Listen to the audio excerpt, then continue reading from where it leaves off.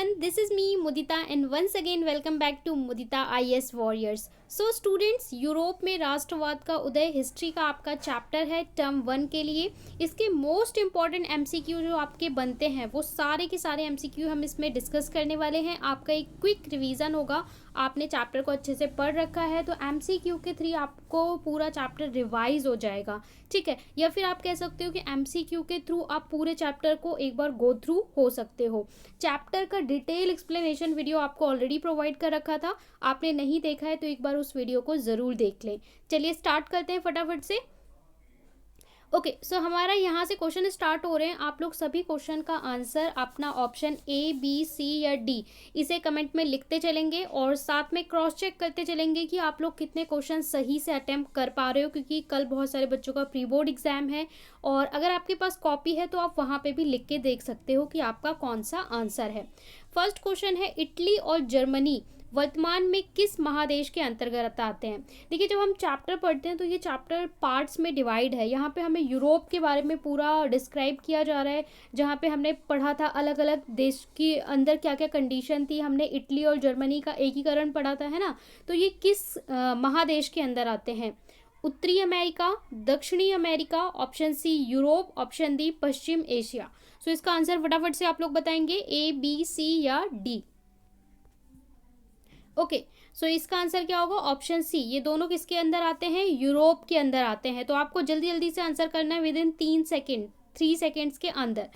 इसके बाद next question है हमारा, फ्रांस ने किस शासन वंश की पुनः स्थापना वियना कांग्रेस द्वारा की गई थी। वियना कांग्रेस क्या था, ये सब डिटेल में पढ़ाया हुआ है आप लोग को। वियना कांग्रेस के सामने किस राजवंश की स्थापना पुनः की गई थी, दोबारा से स्टैब्लिश किया गया था, ठीक है। हैब्सबर्ग, आर्लिया वंश, बुर्बो वंश या जार शाही वंश। ऑप्शन ए, बी, सी और डी। क्विक रिस्पॉन्स आना चाहिए, आपके दिमाग की बत्ती जलनी चाहिए। और अगर आपको आंसर नहीं भी आ रहे हैं तो यहाँ से एक पॉजिटिव माइंडसेट के साथ आप चलेंगे कि आप इतने क्वेश्चन को आज सीख रहे हैं, आप इतने क्वेश्चन जितने एमसीक्यू सुन रहे हैं इसे अपने दिमाग में छाप रहे हैं और ये एग्जाम में आएगा तो आप गलती से भी गलत नहीं करेंगे। सो इसका आंसर क्या होगा, ऑप्शन सी बुर्बो राजवंश। इसके बारे में हमने क्लास 9th में भी पढ़ा था और क्लास 10th में भी आप इसके बारे में अगेन पढ़ते हैं। ओके, चलिए आगे बढ़ते हैं। क्वेश्चन नंबर 3 में आपसे बोल रहा है, मैजनी का संबंध किस संगठन से था। आपको कुछ पर्सनालिटीज मैंने पढ़ाई थी जहाँ पे आपको बोला गया था आपको डिसाइड करना है कि ये पॉजिटिव पर्सनालिटी है या नेगेटिव, हीरो है या विलन, ये आप डिसाइड करेंगे। तो वहाँ पे हमने मैजनी के बारे में भी पढ़ा था। ये किस संगठन से था, लाल सेना, कार्बोनरी, फिलिक, हटारिया या डायट। ऑप्शन ए, बी, सी या डी। Question number 3। सो इसका आंसर क्या होगा, आई होप आपने गेस कर लिया हो, तो इसका आंसर होगा ऑप्शन बी, कार्बोनरी। ओके, सो जल्दी से हम करेंगे क्योंकि बहुत कम टाइम है आप लोग के पास। ओके, नेक्स्ट क्वेश्चन है, इटली एवं जर्मनी एकीकरण के विरुद्ध निम्न में से कौन था। इंग्लैंड था, रूस था, ऑस्ट्रिया था, प्रशा था। कौन नहीं चाहता था कि इटली यूनाइट हो, जर्मनी यूनाइट हो, ठीक है, यूनिफिकेशन हो। तो कौन नहीं चाहता था ऐसा, इसका आंसर क्या होगा। 4th, आपको फटाफट से कमेंट में बताना है। तो इसका आंसर होगा ऑप्शन सी, ऑस्ट्रिया नहीं चाहता था कि जर्मनी का यूनिफिकेशन हो, यूनाइट हो, एकीकरण हो। तो इसका आंसर सी होगा। ओके, नेक्स्ट क्वेश्चन नंबर 5 पे चलते हैं। ओके, काउंट काबूर को विक्टर एमैन्युअल ने किस पद पर नियुक्त किया था, उनका क्या पद था काउंट काबूर का। तो हमने एक पर्सनालिटी के बारे में पढ़ा था, काउंट काबूर। ओके, तो ये सेनापति थे, फ्रांस में राजदूत थे, प्रधानमंत्री थे या गृह मंत्री थे। उस समय इनकी क्या पोजीशन थी, क्या थे ये। आपको फटाफट से आंसर करना है। अगर नहीं आ रहा है तो आपको देखना है कि आपका किस किस टॉपिक में आपको बिल्कुल ही आइडिया नहीं आ रहा है, वही टॉपिक आपको उठा के पढ़ने हैं, ठीक है। ये एक पढ़ने की स्ट्रैटेजी भी होती है कि एमसीक्यू करिए और जहाँ पे आप बिल्कुल स्टक हो जा रहे हैं, आपको कुछ भी आइडिया नहीं है, तो आपका मतलब है कि आपको उसी टॉपिक, इन पर्सनैलिटीज़ के बारे में जा के आप लोग पढ़िए शॉर्ट में, ठीक है। Option C is the correct answer. Okay, प्रधानमंत्री। नेक्स्ट है, गैरिबाल्डी पेशे से क्या था, पेशे मतलब उनका ऑक्यूपेशन, ठीक है, ऑक्यूपेशन क्या था, सिपाही, किसान, जमींदार या नाविक। ऑप्शन ए, बी, सी या डी। सो फटाफट से क्विक रिस्पॉन्स करना है आप लोग को। 6 का क्या आंसर होने वाला है। सो क्वेश्चन नंबर 6 का आंसर होगा ऑप्शन नंबर डी, नाविक, ठीक है जी, इसका आंसर क्या होगा? नाविक होगा, पेशे से नाविक, एक गरीब इंसान था गैरिबाल्डी। अगला क्वेश्चन है आप लोग का, जर्मन राइन राज्य का निर्माण किसने किया था? जर्मन राइन का निर्माण किसने किया था? लुई 18वां, नेपोलियन बोनापार्ट, नेपोलियन सेकंड या Bismarck? Option A, B, C और डी। क्वेश्चन नंबर 7 का आंसर आपको बताना है, जर्मन राइन राज्य का निर्माण किसने किया था? क्वेश्चन नंबर 7, सो इसका आंसर होगा option number B, Napoleon Bonaparte ने जर्मन राइन राज्य का निर्माण किया था। ओके, नेक्स्ट क्वेश्चन पे चलते हैं। क्वेश्चन नंबर 8 यहाँ पे बोल रहा है, जाल वेरिन कैसी संस्था थी? क्रांतिकारियों की एक संस्था थी या व्यापारियों की, विद्वानों की, पादरी और सामंतों की? तो जाल वेरिन, ये वर्ड, ऐसे वर्ड्स आपको दिए जा सकते हैं कि इससे आप क्या समझते हो, ये किससे संबंधित है। ठीक है, तो ये किससे संबंधित है? ये संस्था थी व्यापारियों की। Option B is the correct answer. Question number 9 में आपसे बोल रहा है, रक्त एवं लोह की नीति अवलंबन किसने किया था? ये काफ़ी इंपॉर्टेंट क्वेश्चन है, हिस्ट्री से हमेशा ये क्वेश्चन पूछा जाता है। स्कूल के बाद जब आप लोग किसी कॉम्पिटिटिव एग्जाम की तैयारी करेंगे, वहाँ पे भी ये क्वेश्चन पूछा जाता है। वर्ल्ड हिस्ट्री का काफ़ी इंपॉर्टेंट क्वेश्चन है। मेजनी, हिटलर, बिस्मार्क या William first? This is the most important question, so आपको ये हमेशा याद रखना है। इसका आंसर क्या होगा? चलिए, तो इसका आंसर होगा ऑप्शन नंबर सी, रक्त और लोह की नीति के बारे में कौन बात करता है? बिस्मार्क का नाम लिया जाता है। और भारत में भी बोला जाता है कि भारत का बिस्मार्क किसे कहते हैं, वो अगर आपको पता है तो आप कमेंट में बता सकते हैं। चलिए आगे हमारा क्वेश्चन है, फ्रैंकफर्ट की संधि कब हुई? क्वेश्चन नंबर 10, फ्रैंकफर्ट की संधि कब हुई? 1864, 1866, 1870 या 1871? गाइज, आप जब हिस्ट्री पढ़ रहे हैं तो डेट्स याद रखना बहुत इंपॉर्टेंट है। डेट से रिलेटेड क्वेश्चन एमसीक्यू में पूछा जाता है और ये बच्चों के लिए मोस्ट कंफ्यूजिंग टॉपिक होता है, क्योंकि यहाँ पे बहुत सारी डेट, तो आपको कुछ डेट्स हैं, एक ही चैप्टर हिस्ट्री से आ रहा है 10 नंबर का, तो यहाँ पे डेट्स को शॉर्टलिस्ट कर लीजिए और याद कर लीजिए।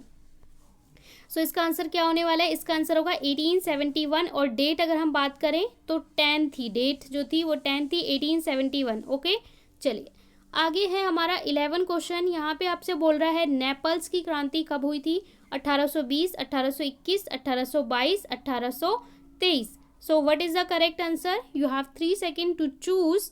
और नहीं आ रहा है तो ज़्यादा परेशान होने की ज़रूरत नहीं है, आपको बस सोचना है कि आप लोग यहाँ पे पढ़ रहे हो, समझ रहे हो और कल प्रिपेयर कर रहे हो अपने एग्जाम के लिए। सो इसका आंसर होगा ऑप्शन बी, 1821। ओके, तो पॉजिटिव माइंडसेट के साथ करेंगे कि हम इतनी चीज़ें आज सीख रहे हैं। ठीक है, चलिए अगला क्वेश्चन है, चार्टिस्ट आंदोलन कहाँ हुआ? फ्रांस में, ऑस्ट्रिया में, हंगरी में या इंग्लैंड में? ऑप्शन ए, बी, सी और डी। क्वेश्चन नंबर 12, सो इसका आंसर होगा चार्टिस्ट आंदोलन, ऑप्शन डी, इंग्लैंड। ठीक है, 12 का। नेक्स्ट क्वेश्चन है हमारा 13, यहाँ बोल रहा है, यूनान को एक स्वतंत्र राष्ट्र घोषित किया गया था। स्वतंत्र राष्ट्र यूनान को कब किया गया था? 1835, 32, 42, 1830? So you have to choose. Okay, आपने कर लिया होगा, इसका होगा बी, 1832 ईस्वी, 1832 ईस्वी।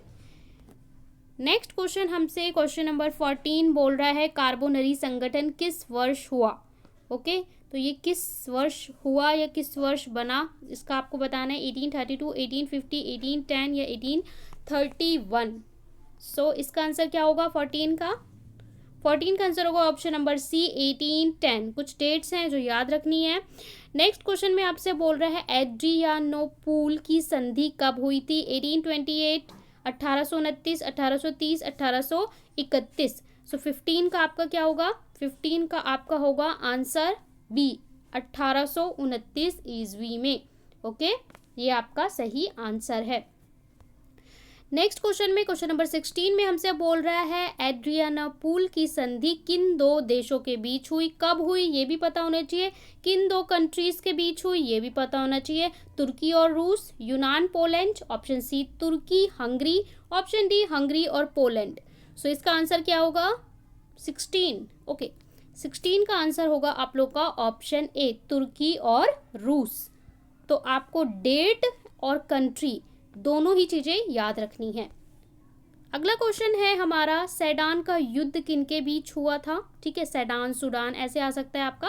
सो इसका युद्ध किसके बीच हुआ था? तो प्रशा और ब्रिटेन, ब्रिटेन और फ्रांस, फ्रांस और प्रशा, प्रशा और रूस। So option A, B, C और डी फटाफट से बताएंगे। इसका आंसर होगा ऑप्शन नंबर सी, फ्रांस और प्रशा के बीच में हुआ था। चलिए आगे चलते हैं। क्वेश्चन नंबर 18 में बोल रहा है पोलैंड के विद्रोह का किसने कुचल दिया था? पोलैंड का जो विद्रोह था उसे किसने कुचल दिया था, मतलब किसे आप बोल सकते हो किसने बीट किया था उसको? ऑप्शन ए रूस, Britain, option C Austria, option D France. Option A, B, C और डी। सो इसका आंसर क्या होगा? इसका आंसर होगा ऑप्शन ए, रूस ने किया था। तो रूस is the correct answer. Okay, option A is the correct answer. Question number 19 में बोल रहे हैं सन 1817 में फ्रांस और प्रशा के बीच युद्ध कहाँ हुआ था? सेडान में, सेडेवा में, साइडान में या फ्रैंकफर्ट में? ओके 19। सो यहाँ पे क्या होगा आपका आंसर? यहाँ पे होगा ऑप्शन ए, सेडान में।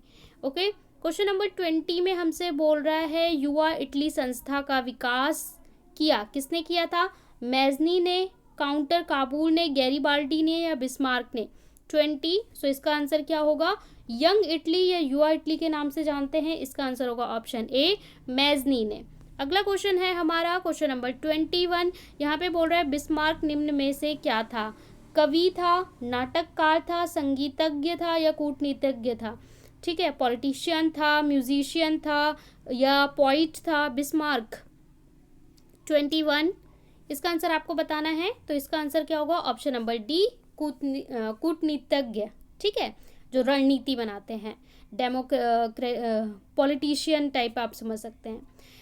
इसके बाद अगला है हमारा नेक्स्ट क्वेश्चन, सार्डिनिया पिडमाउंट का शासक कौन था? Napoleon third, count Cavour, Victor Emmanuel, William प्रथम? 22 का आप लोग को आंसर करना है। ओके, 22 का आपका answer option number C, Victor Emmanuel is the correct answer. Okay, चलिए 23 हमारा बोल रहा है यूनानी स्वतंत्रता आंदोलन के दौरान कौन ब्रिटिश कवि शहीद हुए थे? तो इन कवि का नाम आपको पता होना चाहिए। लॉर्ड बायरन, कासूत, फ्रांसीसी डिक, विलियम प्रथम। सो कौन थे? उनका नाम आपको पता होना चाहिए, आपने पढ़ा भी है। तो इसका आंसर होगा ऑप्शन ए, लॉर्ड बायरन।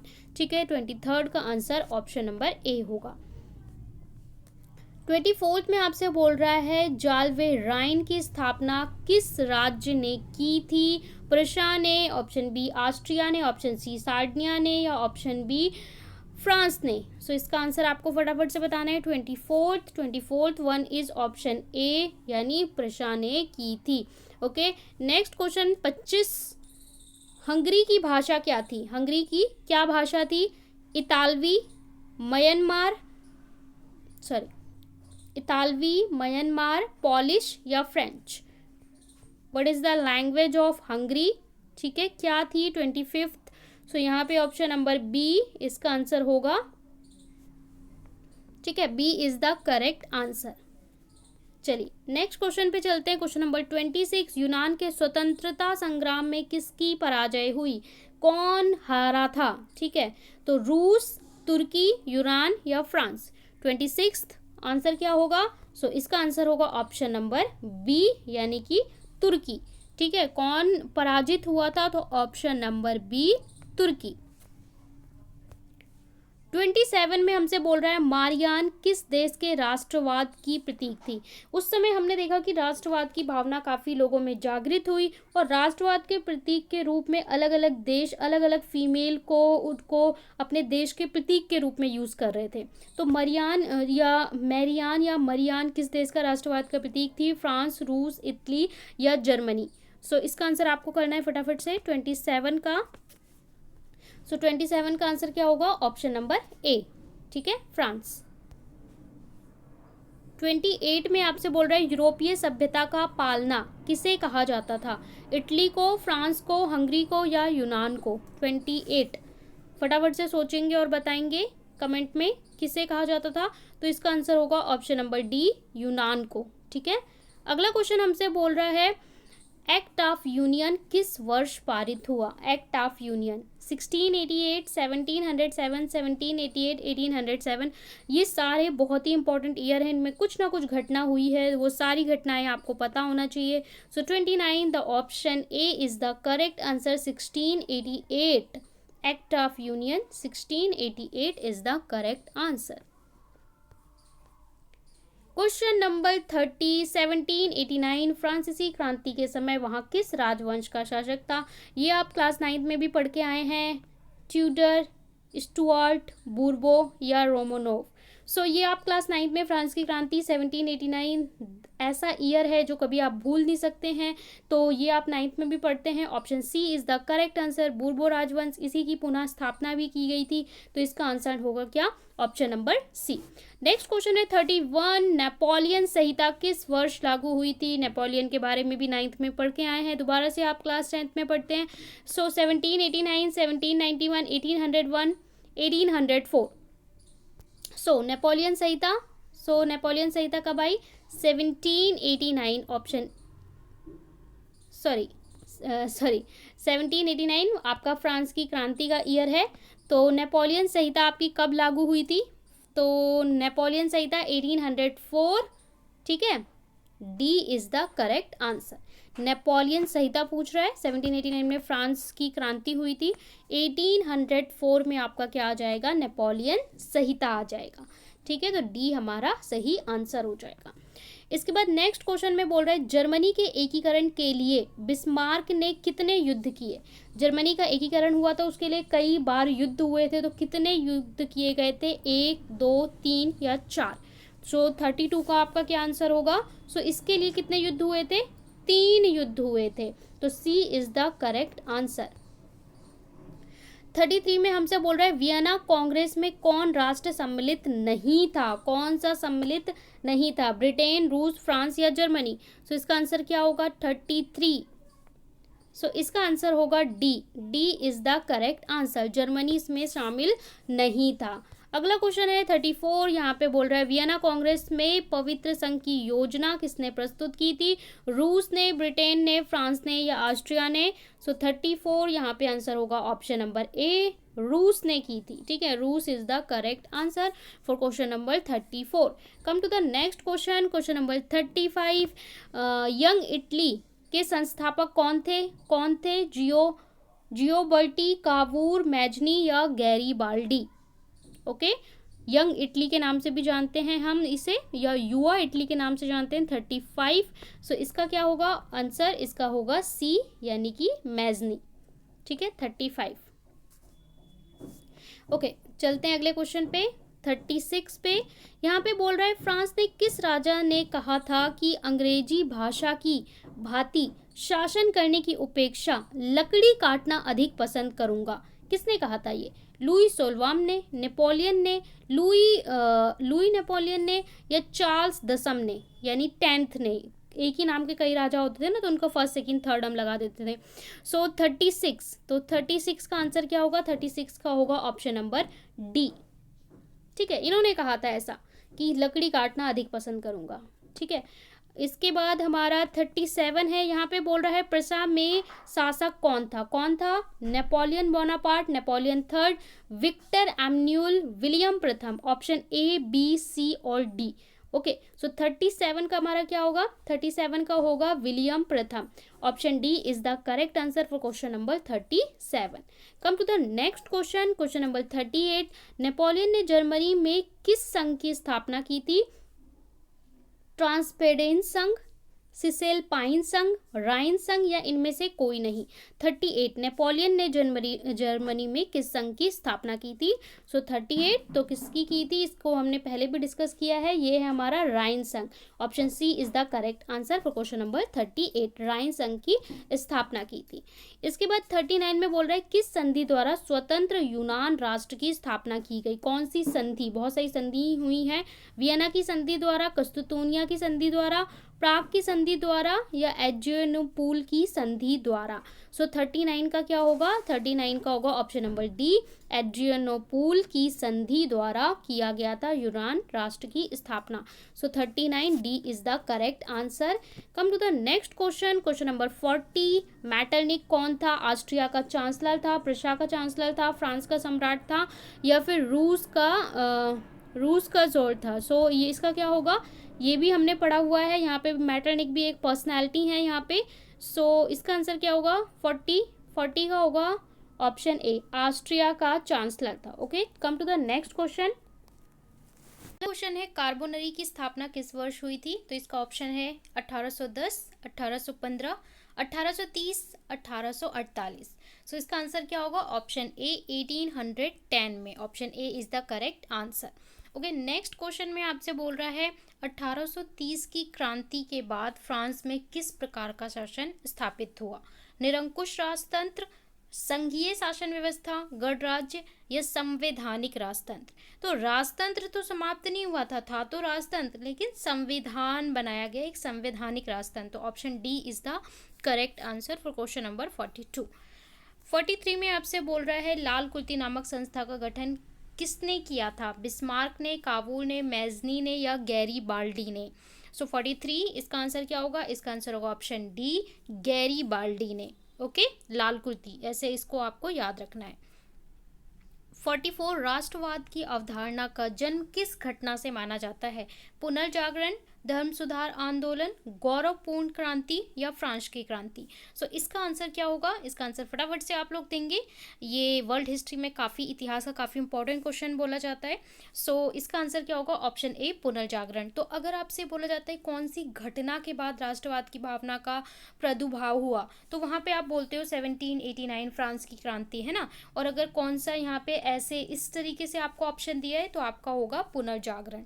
ठीक है, इसके बाद अगला क्वेश्चन है 45। यहाँ पे बोल रहा है रक्त और लौह की नीति किसने अपनाई थी? रक्त और लौह की नीति, तो यहाँ पे ऑप्शन है बिस्मार्क ने, फ्रेडरिक विलियम चतुर्थ ने, विलियम प्रथम ने या गैरीबाल्डी ने। सो इसका आंसर क्या होगा? इसका आंसर होगा ऑप्शन ए, बिस्मार्क ने। सो 45 क्या होगा? ऑप्शन ए। इसके बाद 46 में हमसे बोल रहा है किस युद्ध के बाद जर्मनी का एकीकरण पूरा हुआ? जर्मनी का यूनाइटिफिकेशन कौन से युद्ध के बाद हुआ था? क्रीमिया युद्ध, सेडाव युद्ध, प्रथा डेनमार्क युद्ध या सेडान का युद्ध। सो इसका आपको बताना है 46, ये भी आपको ध्यान से पता होना चाहिए। तो इसका आंसर है सेडान का युद्ध। इसके युद्ध के बाद option D is the correct answer. यहाँ का एकीकरण कहाँ का? जर्मनी का पूरा हुआ था। अगला क्वेश्चन है 47। यहाँ पे बोल रहा है किस संधि द्वारा जर्मनी का एकीकरण पूरा हुआ? पिछले क्वेश्चन में हमसे क्या बोला था? युद्ध पूछा था, है ना। यहाँ पे आपसे क्या पूछा था? युद्ध पूछा था। और इस वाले क्वेश्चन में हमसे क्या बोल रहा है? संधि पूछ रहा है। संधि मतलब कि दो लोगों के बीच में आप बोल सकते हैं कॉम्प्रोमाइज़ हो जाए कि हाँ इस चीज़ को करके हम संधि कर लेते हैं। तो कौन सी संधि हुई थी? डेनमार्क की संधि हुई थी, गैस्टीन की संधि हुई थी, प्रैग की संधि हुई थी या फ्रैंकफर्ट की संधि हुई थी? सो 47 का आपका आंसर क्या होगा? 47 का आंसर आपका होगा डी, फ्रैंकफर्ट की संधि के बाद इसका यूनिफिकेशन पूरा हुआ था। अगला क्वेश्चन है 48। यहाँ पे बोल रहे हैं जर्मन एवं इटली के एकीकरण के समय फ्रांस का शासक कौन था? तो इसका आंसर आपको बताना है। इसका होगा Napoleon Bonaparte. Option A is the correct answer. 49 में आपसे बोल रहा है यूरोप का मरीज किसे कहा जाता है? तुर्की को, मिस्र को, यूनान को या पोलैंड को? सो इसका आंसर क्या होगा? इसका आंसर होगा 49 का ऑप्शन ए, तुर्की को कहा जाता है। ठीक है, तो ये क्वेश्चन भी ध्यान रखना है। इस तरीके से किसने कहा, कुछ शब्द भी आपसे बोले जाते हैं जो आपकी किताब में साइड में लिखा होता है ना, नोट में या ब्लू कलर से, वहाँ से कुछ डेफिनेशंस लिखी होती हैं, वो भी आपसे डायरेक्ट पूछ ली जाती हैं, तो उन्हें ध्यान से पढ़ें। क्वेश्चन नंबर 50 में बोल रहा है गैरीबाल्डी पेशे से क्या था? ये क्वेश्चन शायद हम डिस्कस कर चुके हैं। ऑप्शन डी होगा इसका, नाविक था। गैरीबाल्डी काफ़ी गरीब था। अगला क्वेश्चन है 51। यहाँ पे बोल रहा है 1829 ईस्वी में एड्रियानोपुल की संधि किस देश के साथ हुई? तुर्की के साथ, यूनान के साथ, हंगरी के साथ या पोलैंड के साथ? सो 51 इसका आंसर आपको देना है। इसका आंसर होगा ऑप्शन बी, यूनान के साथ हुई थी ये संधि। सो ये थे हमारे सारे क्वेश्चन। आई होप आपको अच्छे से चैप्टर रिवाइज हो गया हो। तो वीडियो अगर आपको अच्छी लगती है तो लाइक करना है, फ्रेंड्स के साथ शेयर करना है, चैनल को सब्सक्राइब करना है। और वीडियो का PDF आपको कहाँ पे मिलेगा? टेलीग्राम पे मिलेगा। टेलीग्राम पे जाइए, मुदिता IAS वॉरियर सर्च करके चैनल को ज्वाइन कर सकते हैं। PDF डाउनलोड करके आप लोग रिवाइज कर सकते हैं। सकते हैं, या फिर लिंक आपको डिस्क्रिप्शन में मिल जाएगा, वहाँ से भी चैनल को ज्वाइन कर सकते हैं। साथ में क्लास 10 के स्टूडेंट, आप लोग के लिए PKD नाम से प्लेलिस्ट है हर सब्जेक्ट की, तो वो जाके एक्सेस कर लीजिए। जीरो से हीरो नाम की एक न्यू सीरीज़ है जहाँ पे हम सारे MCQ करते हैं टर्म 1 के लिए, तो वो भी आप लोग देख सकते हैं।